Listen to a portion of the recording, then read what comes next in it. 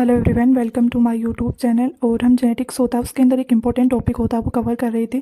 और हमारा टॉपिक था टेट्राड एनालिसिस। टेट्राड एनालिसिस होता है उसके अंदर हमने ऑर्डर्ड एंड अनऑर्डर्ड होता है वो टू टाइप होता है उसके बारे में पढ़ा था।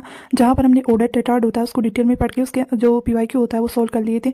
आज हम अनऑर्डर्ड होता है वो टेट्राड होता है उसको कैसे सॉल्व किया जाता है और क्या होता है उसके बारे में डिस्कस करेंगे। अगर ऑर्डर टेट्राड एनालिसिस होता है उसको हमने डिटेल होता है उसके अंदर कवर कर लिया है, आप होता है वो वीडियो देख सकते हैं। आज हम अनऑर्डर टेट्राड होता है उसके बारे में पढ़ेंगे। मैं आपको शॉर्ट नोट्स होता है वो प्रोवाइड कर रही हूँ ताकि आपका डायरेक्ट होता है वो क्वेश्चन आए तो आप सोल्व कर ले। अनऑर्डर टेट्राड होता है उसका मीन्स होता है कि डिस्टेंस बिटवीन टू जीन यानी सेंट्रोमियर होता है यहाँ पर इन्वॉल्व नहीं होता है। और डिस्टेंस यानी डिस्टेंस निकाली जाती है दो जीन यानी क्रोमोजोम की स्ट्रक्चर होती है, यहाँ पर सेंट्रोमियर होता है तो सेंट्रोमियर होता है उसको इंक्लूड नहीं किया जाता है अनऑर्डर टेट्राड के अंदर। ओनली दो जीन होते हैं ए एंड बी होते हैं यहाँ पर इस पोजीशन के अंदर प्रेजेंट है, तो इनके बीच की डिस्टेंस होती है वो क्या आएगी, वो हम अनऑर्डर टेट्राड होता है उसके द्वारा डिफाइन करते हैं। तो अनऑर्डर टेट्राड होता है उसके अंदर सेंट्रोमियर होता है वो इन्वॉल्व नहीं होता है, वो आपको अच्छे से याद रखना है। फिर आता है इस टाइप से होता है वो क्वेश्चन होता है पूछा जाता है। अब आपको फॉर्मूला होता है, सबसे पहले आपको फॉर्मूला होता है वो पता होना चाहिए। फॉर्मूला होता है जहाँ पर हमने फॉर्मूला लिख रखा है कि फ्रीक्वेंसी निकालने के लिए क्या करना है, NPD plus half into TT condition upon total progeny into 100। यहाँ पर हमने जस्ट पिछले वीडियो होता है उसके अंदर देख लिया था कि एनपीडी का मीन्स होता है नॉन पेरेंटल डाइटाइप और हाफ तो आ जाएगा, फिर इंटू टीटी कंडीशन होता है वो टेट्राड जो टेट्राड कंडीशन होता है उसको टेट्राड डाइटाइप होता है उसको रिप्रेजेंट करता है, एंड जो टोटल प्रोजेनी इंटू 100।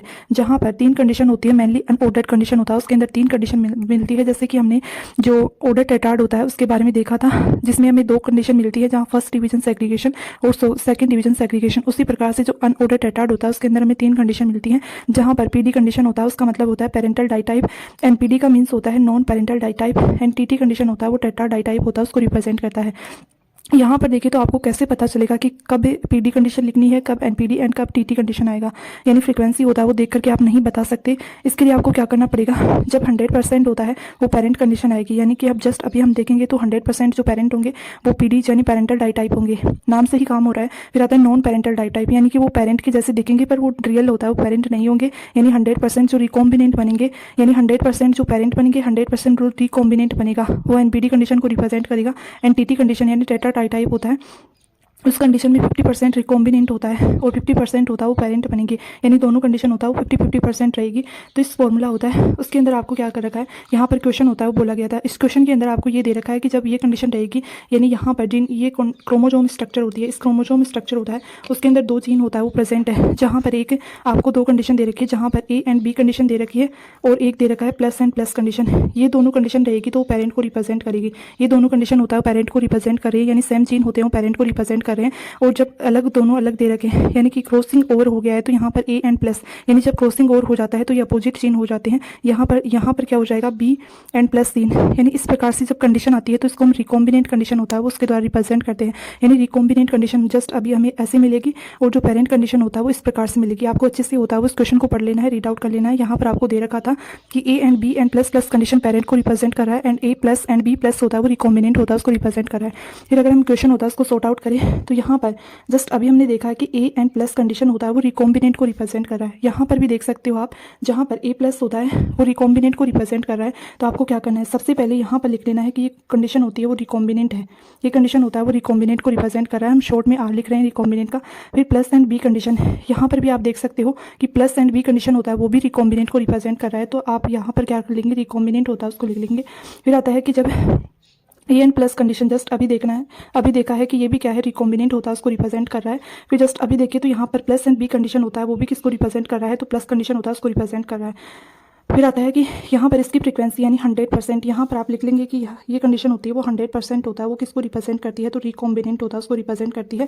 और जस्ट अभी हमने देखा था कि जो कंडीशन 100% को रिकॉम्बिनेंट को रिप्रेजेंट करेंगे उसे हम एनपीडी कंडीशन होता है उसके रूप में रिप्रेजेंट करेंगे। तो आप यहाँ पर क्या लिख लेंगे, एनपीडी कंडीशन होता है उसको नोट डाउन कर लेंगे। यहाँ पर एनपीडी कंडीशन होता है उसको रिप्रेजेंट कर रहा है, ये कंडीशन होता है वो एनपीडी को रिप्रेजेंट कर रहा है।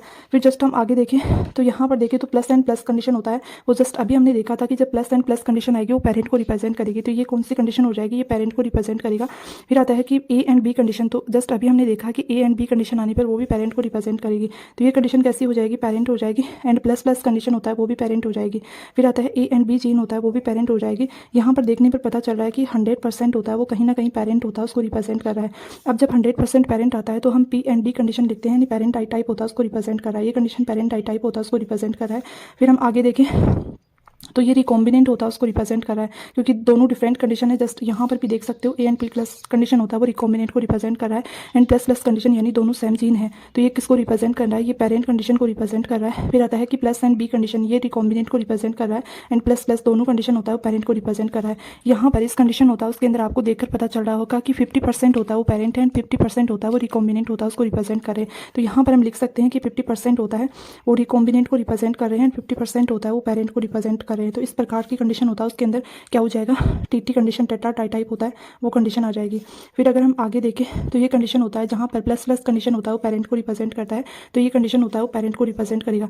फिर आता है प्लस एंड बी कंडीशन होता है, ये रिकॉम्बिनेंट को रिप्रेजेंट करेगा, ये भी रिकॉम्बिनेंट को रिप्रेजेंट करेगा और ये पेरेंट को रिप्रेजेंट करेगा। जस्ट अभी हमें देखकर पता चल रहा है कि ये कंडीशन भी 50% पेरेंट एंड 50% होता है वो रिकॉम्बिनेंट कंडीशन को रिप्रेजेंट कर रहा है, तो ये कंडीशन होता है वो भी टी एंड टी कंडीशन हो जाएगा, टेट्रा टाइप हो जाएगा। फिर आता है कि आगे देखिए तो ये कंडीशन होता है, ये जस्ट अभी हमने देख लिया, तो ये कंडीशन चेकआउट करें तो इस कंडीशन के अंदर क्या होगा कि जब यहाँ पर ए एंड बी कंडीशन होता है वो किसको रिप्रेजेंट कर रहा है, तो ए एंड बी कंडीशन होता है वो दोनों सेम है तो पेरेंट को रिप्रेजेंट कर रहा है। फिर यहाँ पर प्लस एंड प्लस को देखें तो ये भी पेरेंट को रिप्रेजेंट कर रहा है, फिर प्लस एंड प्लस कंडीशन ये भी पेरेंट को रिप्रेजेंट कर रहा है, एंड ये भी सेम कंडीशन है तो ये भी पेरेंट को रिप्रेजेंट कर रहा है। तो यहाँ पर क्या हो जाएगा, पी एंड डी कंडीशन हो जाएगा, यानी पेरेंट आई टाइप हो जाएगा, जहाँ पर 100% होता है वो हमें क्या मिल रहा है, पेरेंट कंडीशन मिल रही है, दोनों सेम मिल रहे हैं। फिर जस्ट हम आगे चेकआउट करें तो यहाँ पर A and P plus condition यानी रिकॉम्बिनेंट होता है उसको रिप्रेजेंट करेगा, और ये कंडीशन होता है वो भी रिकॉम्बिनेंट को रिप्रेजेंट करेगा, ये भी रिकॉम्बिनेंट को एंड ये भी रिकॉम्बिनेंट को।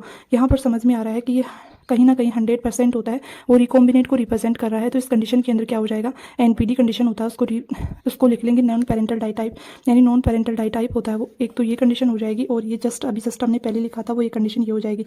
अब आपको क्या करना है, जस्ट आपको फॉर्मूला होता है उसके अंदर पुट डाउन करना है, जहाँ पर हमारा फॉर्मूला होता है एनपीडी यानी non parental ditype plus half into TT condition upon total progeny. अब इसको सॉर्ट आउट होता है वो कैसे करेंगे, सॉल्व कैसे करेंगे, तो एनपीडी कंडीशन होता है नॉन पेरेंटल डाई टाइप, इसकी फ्रीक्वेंसी होता है वो 10 दे रखी है, यहाँ पर एनपीडी कंडीशन है इसकी फ्रीक्वेंसी होता है वो 10 दे रखी है, 10 यहाँ पर दे रखी है और जस्ट आगे भी हमें एनपीडी कंडीशन दे रखी है, तो यहाँ पर किसकी कितनी दे रखी है, फ्रीक्वेंसी 5 होता है वो, तो यहाँ पर एनपीडी कंडीशन होता है 15 हो जाएगी, क्योंकि आपको पता चल गया एक 10 दे रखा है और एक 5 कंडीशन एनपीडी की रिप्रेजेंट कर रहा है। फिर क्या करेंगे, यहाँ पर प्लस करेंगे, प्लस करने के बाद में हाफ लिखेंगे, हाफ लिखने के बाद में यहाँ पर टीटी कंडीशन यानी टेट्रा टाइप कंडीशन को रिप्रेजेंट करेंगे। तो जस्ट अभी हमने देखा है कि जब टीटी कंडीशन में 50% रिकॉम्बिनेंट एंड 50% पेरेंट होंगे तो इस कंडीशन में फ्रीक्वेंसी हमें 10 दे रखी है और इसकी फ्रीक्वेंसी होती है वो भी 10 दे रखी है, तो 10 और 10 होता है, दोनों को ऐड करेंगे तो 20 हो जाएगा, 10 और 10 को ऐड करेंगे तो 20 हो जाएगा अपॉन। अब आपको क्या करना है, टोटल प्रोजेनी होता है उसको देखना है, तो 50 हो गया, 50 60 70 80 और ये दोनों हो जाएंगे तो कितना हो जाएगा, 100 हो जाएगा। यहाँ पर क्या कर लेंगे, 100 लिख लेंगे, टोटल प्रोजेनी इंटू 100। अब इसको सोल्व आउट करेंगे तो यहाँ पर 2 0 से 0 कैंसिल हो जाएगा। फिर आता है यहाँ पर ये मल्टीप्लाई में है तो ये कितना हो जाएगा, 10 हो जाएगा। फिर यहाँ पर क्या कर लेंगे आप, 50 प्लस 10, तो यहाँ पर हमारा आंसर क्या हो जाएगा, 25 होता है वो सेंटी मोर्गन होता है वो हमारा आंसर आ जाएगा। इस प्रकार से ये क्वेश्चन होता है वो भी काफ़ी ईजी है, जहाँ पर आपको बस ये 3 चीज़ होता है वो अच्छे से पता होना चाहिए, पीडी कंडीशन यानी parental ditype and non parental ditype and tetra ditype होता है उसके बारे में पता होना चाहिए, यानी 100% पेरेंट हो गए तो पीडी कंडीशन को रिप्रेजेंट करेंगे, जिसे हमें फॉर्मूला होता है उसके अंदर नहीं लिखा है। एनपीडी कंडीशन होता है वो 100% रिकॉम्बिनेंट को रिप्रेजेंट करेगा एंड टीटी कंडीशन 50% पेरेंट, और यहाँ पर आप लिख सकते हैं कि 50% होता है वो रिकॉम्बिनेंट और 50% पेरेंट होता है उसको रिप्रेजेंट करेगा। यहाँ पर 50% होता है वो पेरेंट को रिप्रेजेंट करता है। तो इस प्रकार से यहाँ पर आपको फॉर्मूला होता है उसके अंदर देख करके फॉर्मूला होता है वो अच्छे से याद होना चाहिए, फिर आप इस क्वेश्चन को इजीली होता है वो सॉल्व कर लेंगे। ये काफ़ी बेसिक मेथड होता है जहाँ पर मैंने आपको समझाने की कोशिश की है। आई होप आपको अच्छा लगा होगा वीडियो, और अगर वीडियो पसंद आए तो उस चैनल को सब्सक्राइब करें और अपने फ्रेंड्स के साथ में वीडियो को शेयर करें और वीडियो को लाइक करें। Okay, thank you.